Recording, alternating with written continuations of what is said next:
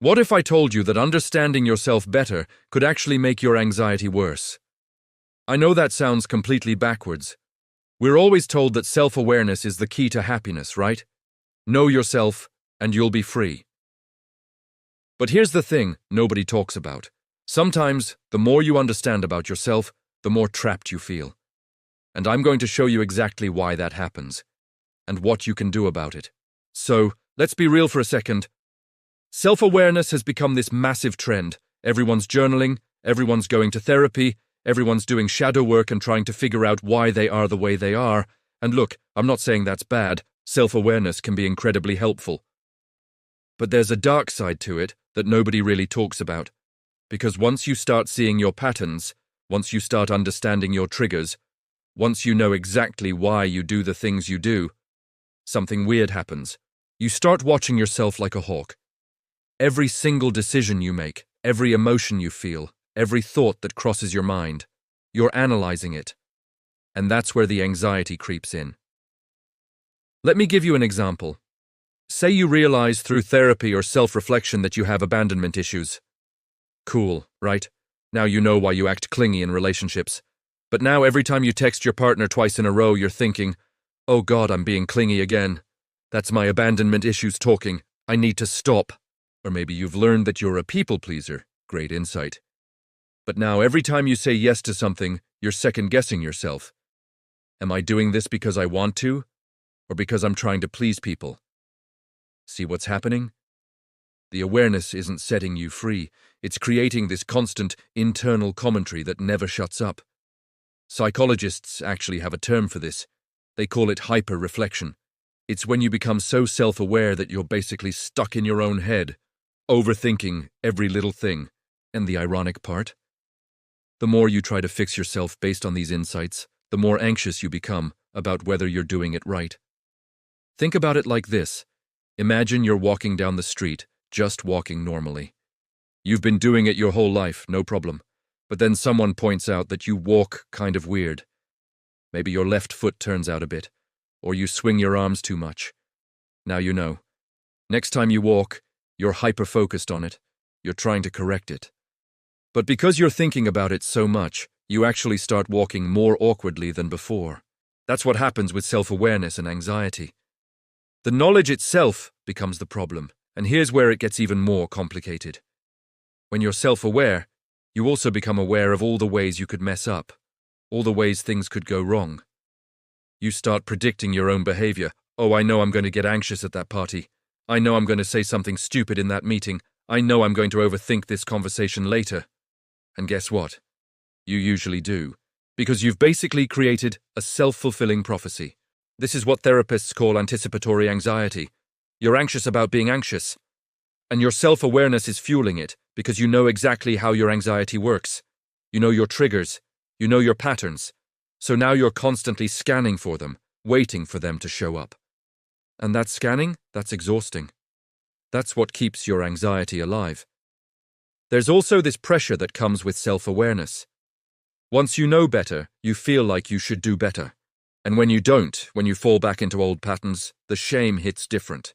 Because it's not just, oh, I messed up, it's, I know why I messed up. I know what I should have done differently, and I still couldn't do it. What's wrong with me? And that shame creates more anxiety, which creates more self-monitoring, which creates more pressure. It's a vicious cycle. Another thing that happens is analysis paralysis. You become so aware of all your options, all your motivations, all the psychological reasons behind every choice, that you can't actually make a decision anymore. Should I take this job? Well, I know I have a fear of success, so maybe I'm self-sabotaging by not taking it. But I also know I have a tendency to overwork myself, so maybe taking it would be unhealthy. See? You're stuck. The awareness that was supposed to help you make better choices has actually frozen you in place. And let's talk about relationships for a second. Because self-awareness can really mess with your connections to other people. When you're constantly analyzing your own behavior, you start analyzing everyone else's too. Your friend didn't text you back. Is that because of something you said? Are they pulling away? Should you bring it up? Or is that too needy? You can't just exist in relationships anymore. Everything becomes a psychological chess game. And dating, forget about it. You're aware of your attachment style, their attachment style, your trauma responses, their red flags. You're not even getting to know a person anymore, you're just running diagnostics. This is what happens when self-awareness turns into hypervigilance.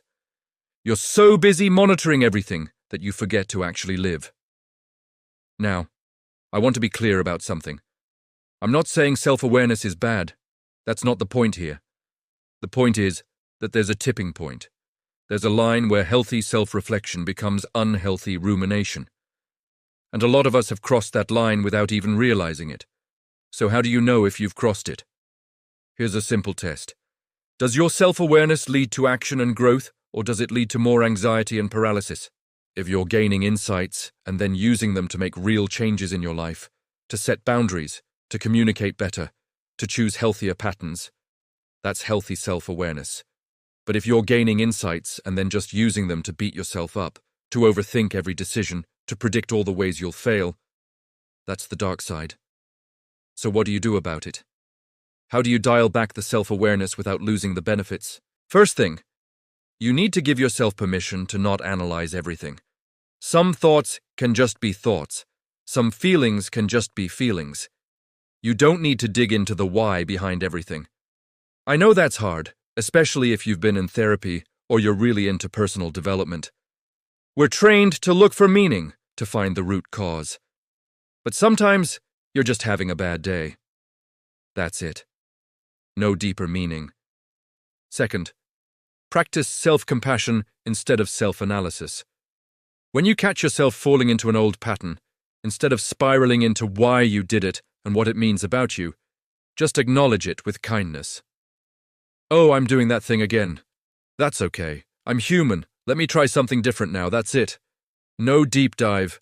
No shame spiral. Just gentle redirection. Third thing, and this is big, you need to spend less time in your head and more time in your body. Because anxiety lives in your thoughts. It thrives on analysis and prediction. But your body exists in the present moment. So when you're spiraling, do something physical. Go for a walk, do some push-ups, dance to a song, anything that gets you out of your head. This isn't about avoiding your feelings. It's about breaking the cycle of overthinking before it takes over. Another helpful thing, set boundaries with your own insight. I know that sounds weird, but hear me out. You can decide that certain times of day are not for self-reflection. Like, I'm not going to psychoanalyze myself at midnight when I'm tired and my anxiety is high. I'm not going to pick apart my behavior right after a social event when I'm already feeling vulnerable. Create containers for your self-awareness, journal in the morning, talk to your therapist once a week. But the rest of the time, just live. Just be. You also need to remember that understanding yourself is not the same as fixing yourself. Because here's a hard truth, you're never going to be done. You're never going to reach a point where you've figured it all out and you're perfect. Growth is ongoing, healing is ongoing, and that's actually okay. You don't need to have yourself completely figured out to live a good life. Some of the happiest people I know are not the most self-aware. They're just people who've learned to accept themselves, flaws and all, and keep moving forward. And maybe that's the real goal.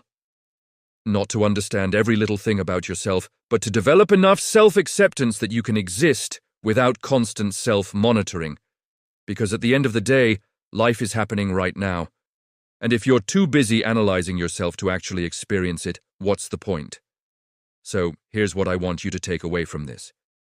Self-awareness is a tool, not a destination. Use it when it's helpful. Put it down when it's not. If your insights are making you more anxious, more paralyzed, more disconnected from life, that's a sign to step back, to stop digging, to just be for a while. You don't need to understand everything about yourself to be worthy of love, success, happiness, all of it. You're allowed to be a work in progress. You're allowed to have contradictions. You're allowed to not have it all figured out. And sometimes the bravest thing you can do is stop trying to fix yourself and just start living. So maybe ease up on the constant self-analysis. Maybe give yourself a break from the endless why behind everything you do. Maybe just exist for a bit without the commentary. See what happens. You might find that the anxiety you were trying to understand away starts to quiet down on its own. Because sometimes the answer isn't more awareness, It's more acceptance, more presence, more trust in yourself to figure things out as you go. And that's okay. Subscribe for more on mental health that actually makes sense.